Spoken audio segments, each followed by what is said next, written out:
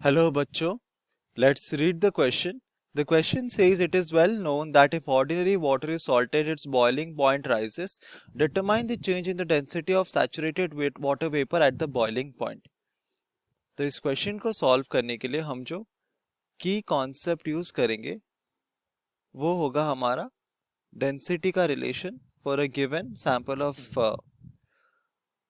Medium, जो कि होता है डेंसिटी हमें होता है कि mass of the medium divided by volume occupied by the medium, not medium the body.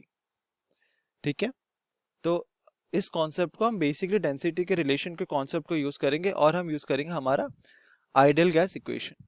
तो यहाँ पर हम लिख सकते हैं इसको आइडियल गैस इक्वेशन हम यूज करेंगे to find out the required solution. तो हमें कहा गया है कि हमारा ऑर्डिनरी वाटर, अगर हमारे पास ऑर्डिनरी वाटर है तो अगर ऑर्डिनरी वाटर का टेम्परेचर, बॉइलिंग टेम्परेचर जो होता है, अगर वो T1 है और अगर इस ऑर्डिनरी वाटर पे हम लोग सॉल्ट ऐड कर देते हैं तो सॉल्ट एक टाइप का इम्प्योरिटी होता है ना, तो इस वजह से अगर इसका बॉइलिंग पॉइंट T2 हो रहा है then T2 is greater than T1। इसका मतलब इसका जो बॉइलिंग पॉइंट होता है वो इंक्रीज कर जाता है। तो इस स्टेट में हमें कहा गया है कि density of the saturated vapour pressure किस तरह से चेंज होगा। ठीक है, तो हमें पता है कि तो हम लोग क्योंकि वाटर वेपर की बात कर रहे हैं and we know that water vapour is a form of, it is a gaseous state, तो हम अज्यूम करते हैं कि इस स्टेट में इस गैस का डेंसिटी है रो और ये दैट इज इक्वल टू कितना होगा, ये हो जाएगा mass of the gas by volume, right. तो अगर हम वॉल्यूम के टर्म्स में इसको लिखे तो V इज इक्वल टू कितना हो जाएगा, मास बाय डेंसिटी। और यहाँ पर क्योंकि हम वाटर वेपर की बात करें तो हमारा जो मास होगा वो क्या होगा, वो होगा मोलर मास।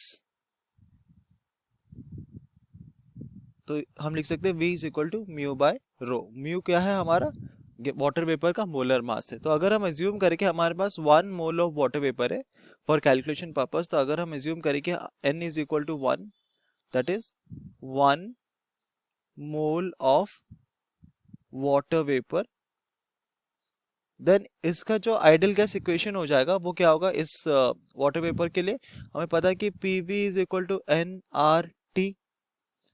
तो PV is equal to RT और P is equal to RT by V, और V का वैल्यू हमें मिला था to be equal to mu by rho, तो ये हो जाएगा रो RT बाय म्यू। ये हो जाएगा हमारा pressure of the given water vapour gas. हमें पता है कि बॉइलिंग पॉइंट वो पॉइंट होता है, अगर हम बॉइलिंग पॉइंट को डिफाइन करेंगे तो बॉइलिंग पॉइंट वो पॉइंट होता है जहां पर हमारा दो सैचुरेटेड वेपर प्रेशर होता है। तो यहाँ पर मेंशन कर सकते हैं कि हमारा जो सैचुरेटेड वेपर प्रेशर होता है वो इक्वल हो जाता है टू द एटमॉस्फेरिक प्रेशर। ठीक है, तो ये होता है हमारा बॉइलिंग पॉइंट का डेफिनेशन। तो अगर हमें कहा गया कि हमारा बॉइलिंग पॉइंट रीच हो गया तो मतलब इस पॉइंट पे हमारा जो सैचुरेटेड वेपर प्रेशर है वो इक्वल टू एटमॉस्फेरिक प्रेशर होता है। तो क्योंकि प्रेशर का वैल्यू हमारा कांस्टेंट रह रहा है तो हम लिख सकते हैं कि P यहाँ पर कांस्टेंट रहेगा,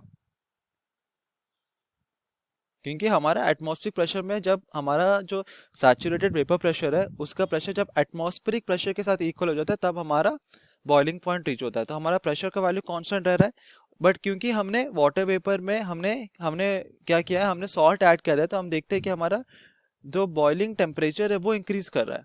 ठीक है, तो बॉइलिंग टेम्परेचर इंक्रीज कर रहा है बट प्रेशर कांस्टेंट रह रहा है और मोलर मास कांस्टेंट रहेगा। R जो है हमारा वो भी एक कांस्टेंट है, वो हमारा गैस कांस्टेंट है। तो अगर हम इस रिलेशन को ठीक से अच्छे से देखें तो P इज इक्वल टू हमको क्या मिला था, रो RT बाय म्यू। म्यू और R ये दोनों कांस्टेंट्स है। ठीक है, और हमने देखा है कि बॉइलिंग पॉइंट हमारा कहाँ पे रीच होता है, एटमॉस्फेरिक प्रेशर में। तो एटमॉस्फेरिक प्रेशर का वैल्यू भी कांस्टेंट रहता है एट अ गिवन इंस्टेंट। तो एटमॉस्फेरिक प्रेशर का वैल्यू कांस्टेंट रह रहा है, R भी कांस्टेंट है, म्यू भी कांस्टेंट है, और हम देख रहे हैं कि हमारा टेम्परेचर ऐसे इंक्रीज कर रहा है। तो इस होल राइट हैंड साइड का जो हमारा इक्वेशन है, RHS साइड का जो इक्वेशन है उसको इक्वल टू LHS करने के लिए हमारा एक क्वांटिटी ही चेंज हो सकता है, वो है डेंसिटी। तो वो डेंसिटी क्या करेगा, डिक्रीज करेगा, ताकि अगर टेम्परेचर इंक्रीज कर रहा है डेंसिटी डिक्रीज करेगा, और इनका जो मल्टीप्लाइड सम होगा वो इक्वल टू प्रेशर हो जाएगा। तो हम देखते हैं कि हमारा जो सैचुरेटेड वेपर प्रेशर का डेंसिटी है वो डिक्रीज करता है। तो हम यहाँ पर मेंशन भी कर सकते हैं कि सैचुरेटेड वेपर प्रेशर का जो हमारा डेंसिटी है वो ऐसे डिक्रीज कर जाएगा, क्योंकि हमारा टेम्परेचर इंक्रीज कर रहा है।